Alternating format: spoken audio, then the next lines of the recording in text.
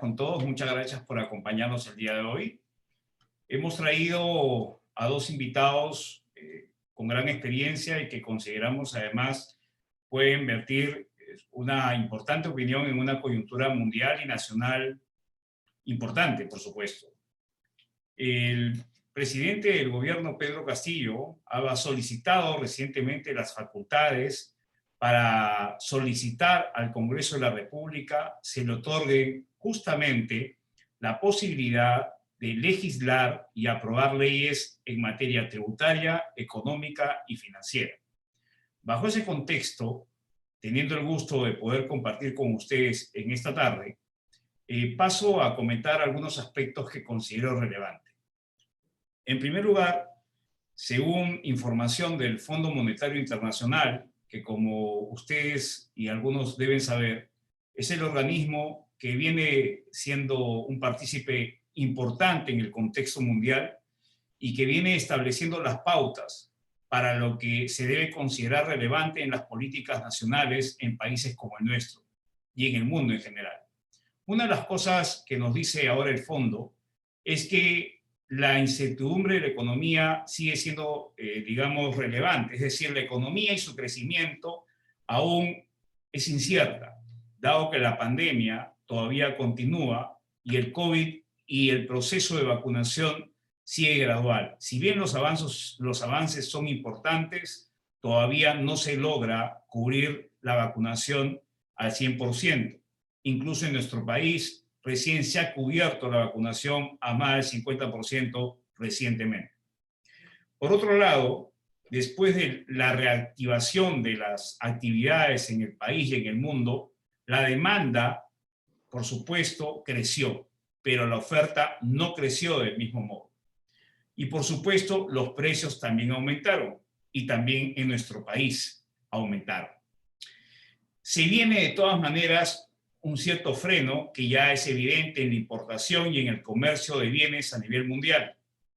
De hecho, conversando con algunos amigos que se dedican a la importación y exportación de bienes y trasladan mercancías, me comentan, si piensan comprar regalos para esta Navidad, anda comprándolo de una vez, porque los precios van a aumentar.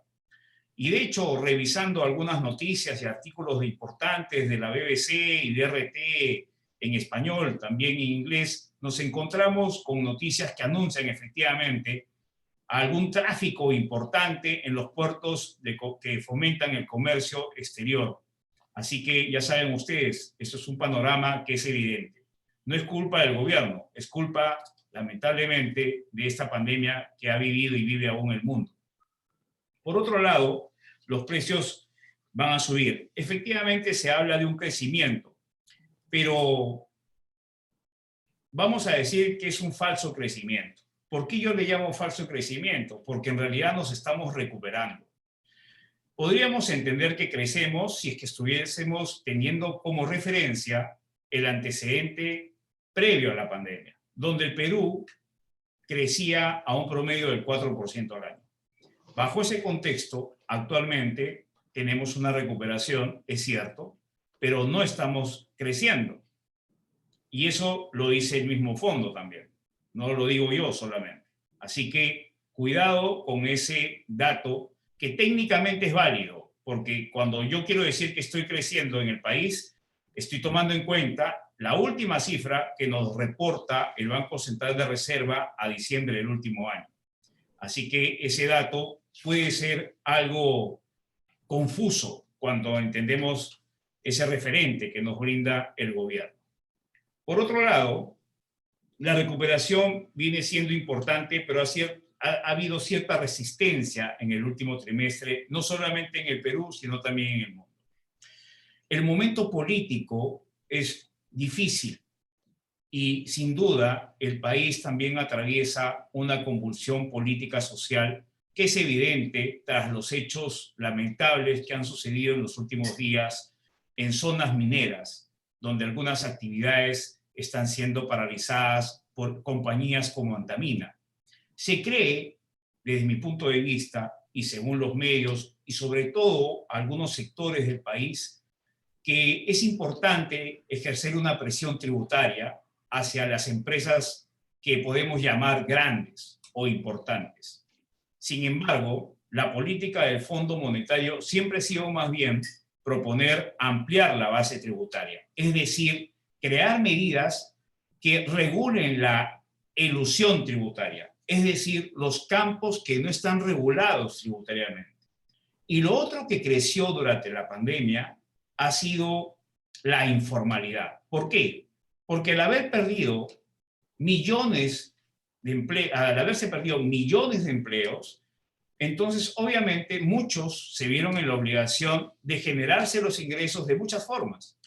Entonces, ¿qué es lo que debería hacer el gobierno? Promover medidas más bien para incentivar a la formalidad. La empresa mediana, pequeña o grande enfrenta constantemente retos para cubrir ser formales. Ser formales en el Perú es muy costoso. El empresario de cualquier tamaño y cualquiera sea su empresa enfrenta constantes costos. Alquileres, salarios, costos en general, impuestos municipales, impuestos como la renta.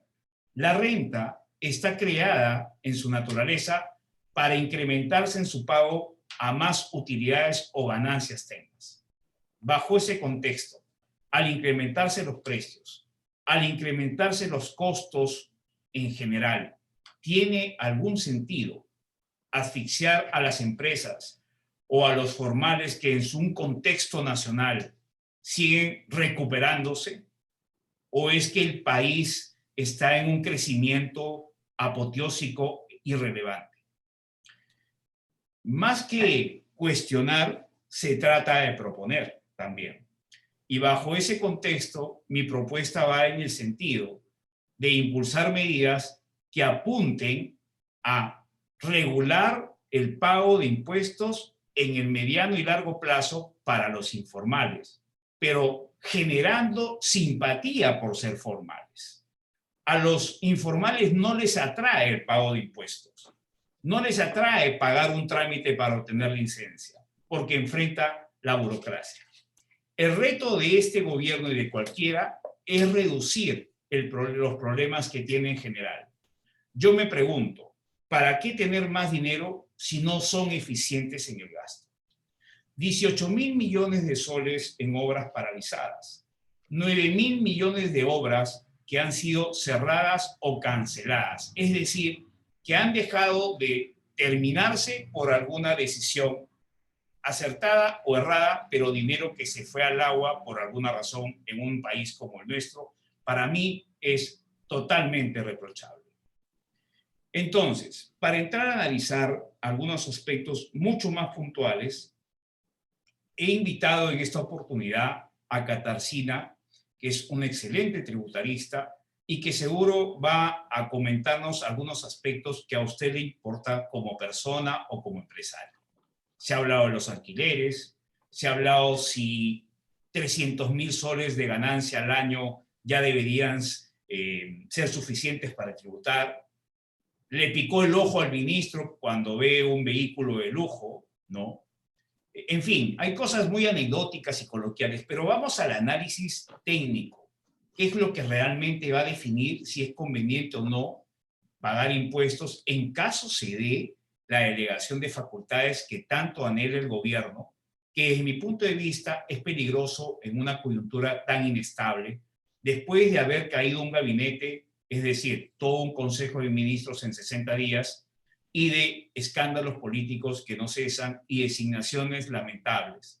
No hay que ser simpatizante o no simpatizante de este gobierno para no darse cuenta que después de no haber estado preparados, es evidente que no lo están nombrando ministros que lamentablemente no están a la altura de conducir al país en un momento tan complejo como es el de la recuperación de nuestra economía.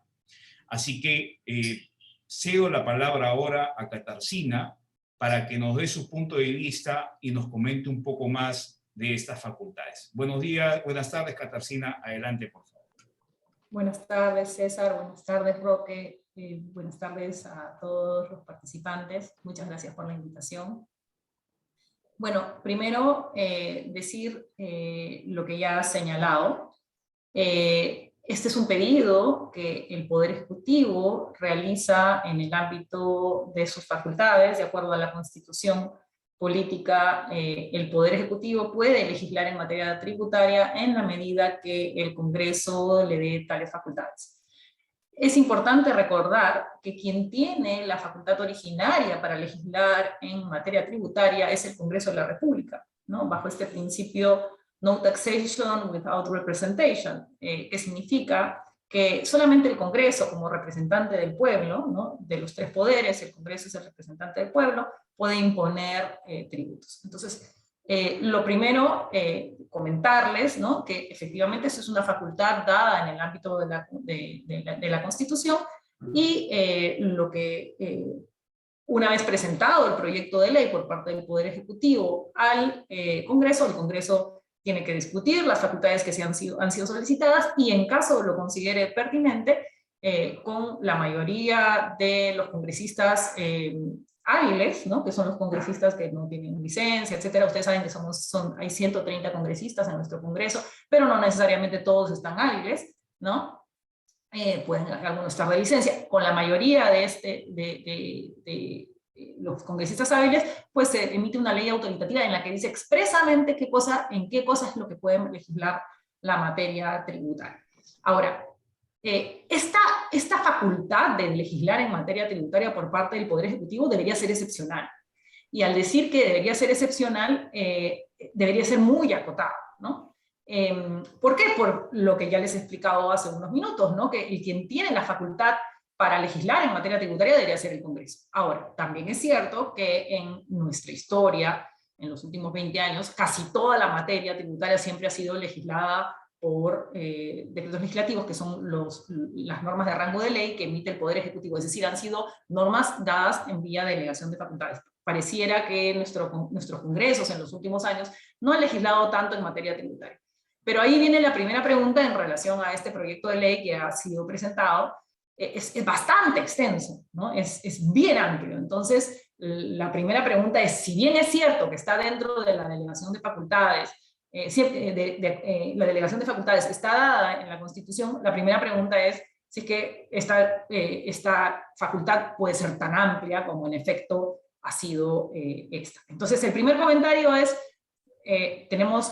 ahora vamos a comentar las facultades que el Ejecutivo ha solicitado, pero no significa necesariamente que estas sean aprobadas. Necesita haber un proceso para que sean dadas como tal, y de ahí el Poder Ejecutivo pues tendrá un plazo determinado para legislar. Como segundo punto, ya les comenté, me parece que este es un proyecto de ley bastante más amplio de lo que la Constitución busca, ¿no? Y